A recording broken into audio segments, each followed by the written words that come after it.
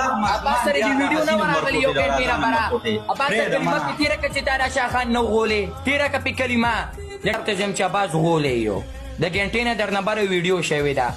که د عباس خبره شوه دا درته زه کلمه خورم په قرآن درته راځم والله که دا د دې وروري دا عباس ساتلی دی او 2 نمبر کارونه پې کوي او په خپل مړي ته کړی دی 2 نمبر کارونه پې کوي د ګفټینګ دپاره دوستانو ډېر افسوس سره ویم دا زمونږ او ستاسو را روان کوم مستقبل چې دی د هغې هلکان دي ډېر زیات لکه سړی خفه شي چې دې ته وګوري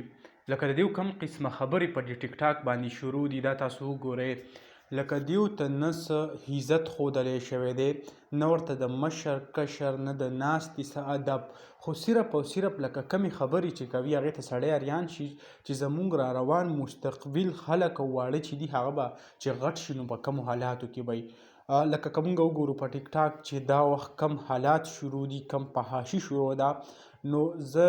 دا ګڼم چې د پاکستان نه علاوه بل ملک داسې نشته لکه داسې حرکات چې پکې کېږي په لایو کې چې کم دی هغه کم رد بد د ګفټینګ دپاره کمې قیسې روانې دي سړی اریان شي دې کس د اذان نوم یې دی او که څه دی د پخپله هم ویل چې آیا موږ ته کم ګفټینګ څه وشي د هغې په بدل کې بیا موږ په وټساپ باندې قسمه قسمه چلونه ورته کوو یعنې چې د څه د هغه ګفټر خوښه وي نو هغه ورته بیا ادا کوي خدای ته وګورئ په خپل ماشومانو نظر وساتئ د دې لایو نه هغه په امن کې کوي ځکه کم